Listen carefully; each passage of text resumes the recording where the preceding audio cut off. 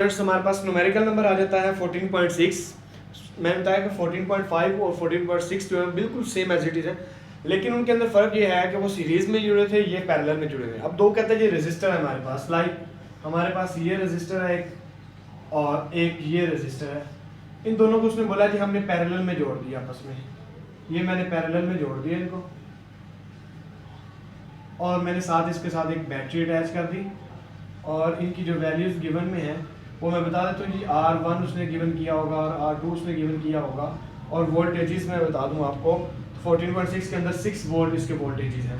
और R1 में अब मैं लिखता हूँ जी फर्स्ट रेजिस्टेंस गिवन है जी, फर्स्ट जो रेजिस्टर लगी हुई है रेजिस्टेंस R1, इसकी जो वैल्यू गिवन में है 6 किलो ओम है, 6 किलो ओम, जिसको मैं लिख सकता हूँ जी 6 मल्टीप्लाई 10 की पावर 3 ओम, क्योंकि किलो की वैल्यू होती है 10 की पावर 3, ये हमारे पास आ जाएगा R1।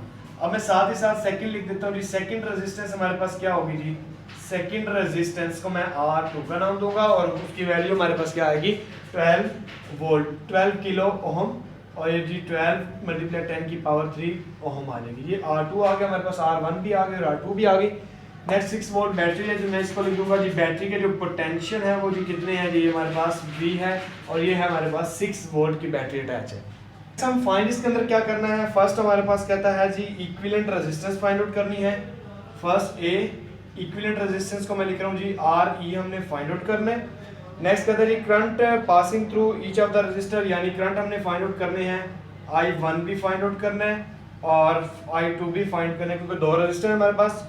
और potential difference across each of the register, यानी हमने पोटेंशियल भी फाइंड आउट करना है, V1 भी फाइंड आउट करना है और V2 भी फाइंड आउट करना है।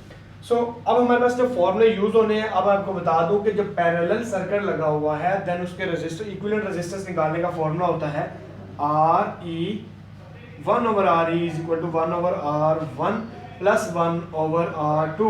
अगर ये पैरेलल है देन हमारे पास 1/R1 वाला फॉर्मूला होगा। नेक्स्ट, अब अगर करंट या वोल्टेज हमने फाइंड आउट करने हैं तो वो हमें पता है कि हमने ओहम लॉ वाला फॉर्मूला यूज करना है, वो हमारे पास क्या होगा V is equal to IR। So हमने ये दो फॉर्मूले यूज करके न्यूमेरिकल को सॉल्व करना है। रेज करते हैं। अब यहाँ पे हम करेंगे इक्विवेलेंट रेजिस्टेंस फाइंड आउट करते हैं जी। अगर हमें सबसे पहले R1/R1 वाला फॉर्मूला लगाना पड़ेगा, 1/RE 1/R1 प्लस 1/R2। सो 1/RE सेम रहेगा, 1/R1 यानी 1/R1 की वैल्यू है 6 मल्टीप्लाई 10 की पावर 3 प्लस 1/R2 है, यानी 1/R2 की वैल्यू गिवन है जी 12 मल्टीप्लाई 10 की पावर 3। अब मैं कहूँगा जी दोनों में 10 की पावर 3 कॉमन आ रही है, इसलिए मैं कॉमन लूँगा जी 1/10 की पावर 3 बाहर लिख दूंगा, ये चला गया, तो यहाँ पे बचेगा 1/12, और इधर से 10 की पावर 3 गई तो यह 1/6 बचेगा। अब यहाँ पे एलसीएम जो आ रहा है वो आ रहा है 12। अब 12 एलसीएम आएगा, इसके नीचे 6 है, 6 है तो 12 एलसीएम लिया, 6 को किससे मल्टीप्लाई करें तो 12 बनता है 2 से, तो 2 को ऊपर मल्टीप्लाई कर देंगे, 2 1 से 2 बन जाएगा। अब इसके नीचे ऑलरेडी है ही 12, तो 12 को 12 से बनाना हो तो 12 1 से 12 होता है, तो 1 को 1 से मल्टीप्लाई करेंगे 1 ही आ जाएगा, और जहाँ हमारे पास 1/10 की पावर 3 आ जाएगी, ये ऐड करेंगे तो ये 3/12 बन जाएगा, और 10 और साथ 1/10 की पावर 3 आ जाएगी, ठीक है। और ये 1/RE है, 1/RE सेम रहेगा। अब यहाँ पे देखें कटिंग करूंगा तो ये 1/4 बच जाएगी, 3 1 3 3 4 12, तो 1 को 1 से मल्टीप्लाई करें 1 आ जाएगा, 4 को इससे करेंगे तो 4 मल्टीप्लाई 10 की पावर 3 आ जाएगी, ठीक है।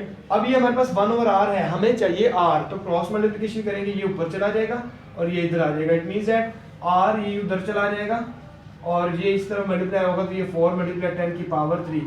अब वी नो दैट कि 10 की पावर 3 किसके इक्वल होती है, किलो के, सो इसकी जगह मैं लिख दूंगा जी किलो, और ये 4 है, 4 किलो, और रेजिस्टेंस का यूनिट क्या होता है ओम। सो इक्विवेलेंट रेजिस्टेंस हमारे पास आ गई है जी 4 किलो ओम। सो हमारे पास एक आंसर निकला है इक्विवेलेंट रेजिस्टेंस का।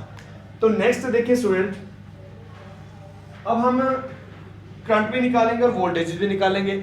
हम यहाँ पे एक स्टेटमेंट लिखेंगे, इन पैरेलल कॉम्बिनेशन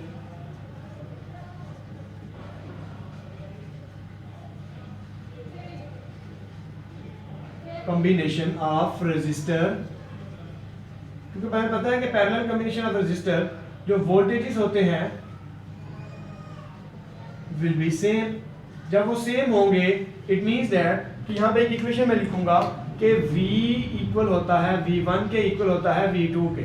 अगर हमें v देखिए हमें गिवन है, तो अगर v 6 वोल्ट है देन v2 भी v1 भी 6 वोल्ट है और v2 भी 6 वोल्ट ही है।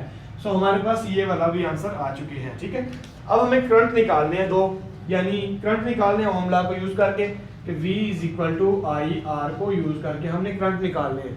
अब हमें अगर I1 चाहिए तो ये सारे 1 1 हो जाएंगे, और साथ ही मैं यहाँ पे लिखूंगा V2 चाहिए अगर, तो ये बनेगा I2 V is equal to I R होता है, ये भी I2 हो जाएगा और ये R2 हो जाएगा। तो नेक्स्ट देखिए, अगर मैं चाहता हूँ V1, अब V1 की वैल्यू हम यहाँ पे निकाल चुके हैं 6 वोल्ट होती है, और I1 की वैल्यू देखिए, I1 की हमने यहाँ पे वैल्यू निकालनी है। ठीक है, I1 सेम आ जाएगा, और R1 की हमें गिवन में डाटा वैल्यू है 6 मल्टीप्लाई 10 की पावर 3, 6 मल्टीप्लाई 10 की पावर 3। ठीक है, अब हमें I1 चाहिए, इसको यहाँ पे रहने दें, ये इसके साथ हो रहा है मल्टीप्लाई, इसको इस 6 के नीचे डिवाइड कर दें, यानी 6 डिवाइडेड बाय 6 मल्टीप्लाई 10 की पावर 3, ये वाला नीचे आ जाएगा, और 6 से 6 कट गया तो हमारे पास आएगा 1/10 की power 3 is equal to 1 I1। अब इसको ऊपर लेकर जाऊंगा, 10 की पावर यहाँ पे +3 है, ऊपर जाके बन जाएगी 10 की power -3 which is equal to current I1। So हमारे पास I1 जो निकला है वो है 10 की पावर -3 एम्पेयर, साथ में यूनिट पुट कर दिया। सो I1 हमारे पास 1 आ गया। Next same as it is, इसी तरह हमने I2 भी फाइंड आउट करना है। तो यहाँ पे देखिए वोल्टेज V2 की वैल्यू कितनी है जी, 6 है। I2 हमने फाइंड आउट करना है, I2 भी सेम रहने देता हूँ जी। R2 की हमें गिवन डाटा के अंदर वैल्यू गिवन है, देखिए 12 मल्टीप्लाई 10 की पावर 3 है, तो मैं लिखूंगा 12 मल्टीप्लाई 10 की पावर 3, और ये I2 सेम रहने देता हूँ, और ये इसके साथ मैंने पहले बताया कि आपको मल्टीप्लाई हो रहा है उधर जाके डिवाइड होगा, यानी 6 इधर ऑलरेडी पड़ा हुआ है, इसके नीचे आ जाएगा 12 मल्टीप्लाई 10 की पावर 3, ये कटेगा 6 1 6 6 2 12। ठीक है, तो जो बचेगा वो है 1/2 बचा इधर, और साथ बच गया 10 की पावर 3, ये आ जाएगा I2। अब देखिए 10 की पावर +3 ऊपर जाके क्या बन जाएगा 1 मल्टीप्लाई 10 की पावर -3, और नीचे क्या बचेगा 2। ठीक है, ये 2 ऑलरेडी मौजूद है यहाँ पे। अब मैं 1 को 2 पे डिवाइड करूंगा तो ये आंसर आएगा 0.5, ये आएगा 0.5 मल्टीप्लाई 10 की पावर -3, और साथ एम्पेयर आ जाएगा, ये हमारे पास करंट I2 आ गया। सो हमारे पास सारे आंसर निकल आए, I1 भी निकल आया, I2 भी निकल आया, वोल्टेजेस V1 और V2 भी निकल आया, और RE भी निकल आया। सो इसका रिजल्ट मैं यहाँ पे लिखने लगा हूँ, हमारे पास देखिए रिजल्ट इसका आता है। तो देखिए स्टूडेंट्स, हमारे पास यहाँ से अगर रिजल्ट की मैं हेडिंग देने लगूँ, ठीक है, आपने रिजल्ट, हमारे पास 3 रिजल्ट निकले हैं जी।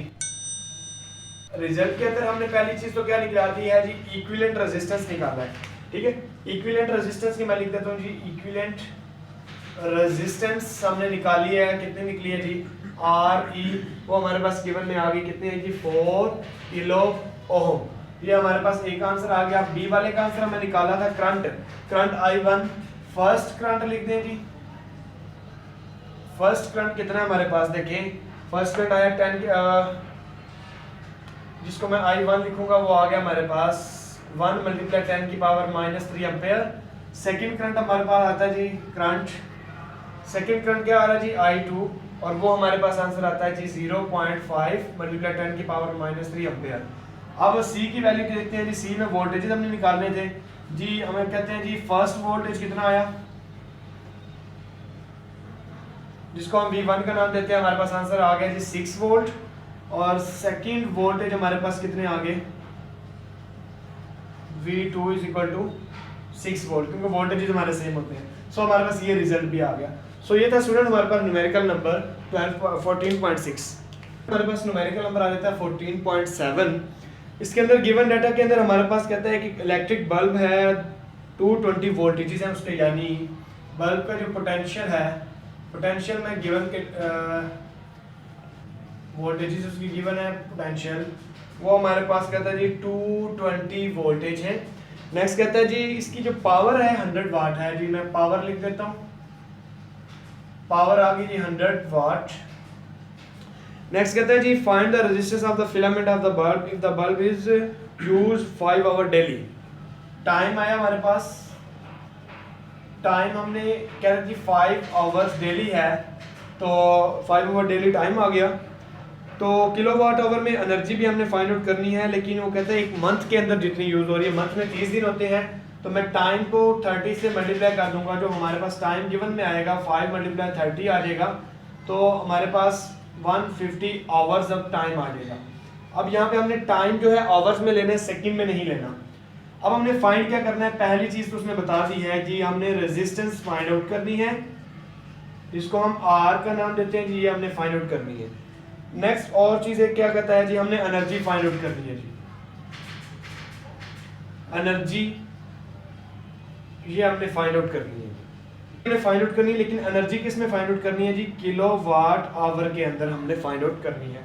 फॉर्मूला कौन कौन सा यूज होगा, रेजिस्टेंस फाइंड आउट करनी है तो कौन सा यूज होगा, तो हमारे पास हमने पावर वाले टॉपिक के अंदर एक फॉर्मूला पढ़ा था, यहाँ पे देखें P is equal to V square over R, एक तो ये फॉर्मूला यूज होगा हमारे पास, और दूसरा हमने एनर्जी अगर किलोवाट आवर में फाइंड आउट करनी है तो एनर्जी इन किलोवाट आवर, तो इसके लिए पहले कहता है जी पावर आप बताओ वाट में, उसको टाइम के साथ मल्टीप्लाई करना है और 1000 से डिवाइड करना है, ये हमारे पास दोनों फॉर्मूले यूज होंगे, ठीक है। अब इन दोनों फॉर्मूलों को मैं यहाँ पे लिखने लगूँ, तो पहला हमारे पास फॉर्मूला क्या है जी, P is equal to V square over R use होगा, और दूसरा हमारे पास है एनर्जी इन किलोवाट आवर में निकालना चाहते हैं, तो हमें पहले पावर लिखनी पड़ेगी और साथ टाइम लिखना पड़ेगा, और वो भी आवर्स के अंदर, और टाइम 1000 से डिवाइड कर देंगे तो हमारे पास ये पावर आ जाएगी, ठीक है जी। अब हमने इसको देखें कि हम पहले तो हम पावर के जरिए रेजिस्टेंस फाइंड आउट करते हैं, ये जी पावर के लिए रेजिस्टेंस फाइंड आउट करने का हमारे पास फॉर्मूला देखें, P इज इक्वल टू, तो P is equal to V square over R. अब देखिए, अब हमें रेजिस्टेंस चाहिए, R को इधर ले जाता हूँ, P को नीचे डिवाइड कर दूंगा, R इधर आ जाएगा और ये बन जाएगा वी स्क्वायर ओवर P। अब हमें R चाहिए वी स्क्वायर, V की वैल्यू हमें गिवन में है 220 का मैं क्या कर दूंगा जी, स्क्वायर ले लूंगा, और पावर की हमें वैल्यू गिवन है जी, पावर कितनी है जी 100 वाट, मैं 100 से डिवाइड कर दूंगा। अगर मैं इसको कैलकुलेट करता हूँ 220 का स्क्वायर लेना चाहता हूँ, तो वो आएगा हमारे पास 48400, और 100 से मैं डिवाइड कर देता हूँ। अगर कैलकुलेशन करें, इसको डिवाइड करें इसके साथ, तो ये 20 कट के हमारे पास 484 ओम ये रेजिस्टेंस हमारे पास आ जाएगी गिवन में, ठीक है, जो हमने फाइंड कर लिया। नेक्स्ट हमने फाइंड आउट करनी है एनर्जी। एनर्जी के लिए हमारे पास फॉर्मूला ये है, किलोवाट आवर वाला लिखने लगूं मैं जी, एनर्जी इन किलोवाट आवर का फॉर्मूला जो हमारे पास है, पहले जी वाट, पावर आ गई जी वाट में, इसको हमने टाइम के साथ मल्टीप्लाई करना है और साथ 1000 से डिवाइड कर देना है। सो मैं वैल्यूज पुट कर देता हूँ। सबसे पहले हमें एनर्जी अगर चाहिए जी किलोवाट आवर के अंदर energy in kilowatt hour, then हमें पहले सबसे पहले पावर वाट में लिखनी होगी जी, पावर हमें पता है जी 100 वाट आई हमारे पास, 100 मल्टीप्लाई, टाइम हमारे पास कितना है जी 150 आवर्स है, घंटों के अंदर हमने टाइम पुट करना है और 1000 से डिवाइड कर देना। अब ये कटिंग करते हैं जी, 1 0 इधर कट गई, 2 0 इधर कट गई, हमारे पास जो आंसर आ रहा है वो क्या आ रहा है 15 किलोवाट आवर। अब ये हमारे पास एनर्जी आ गई जी किलोवाट आवर के अंदर, ठीक है जी। सो ये था हमारे पास आंसर। अब अगर मैं चाहता हूँ इसका मैं रिजल्ट लिखना चाहता हूँ, तो रिजल्ट की, अब रिजल्ट की हेडिंग देने के बाद में क्या, दो हमारे रिजल्ट निकले हैं, एक रेजिस्टेंस निकाल लिया है, resistance is 484 ohm and energy is 15 kilowatt hour। ये हमारे पास दो आंसर आ गए। सो स्टूडेंट्स, ये था हमारे पास न्यूमेरिकल नंबर 14.7।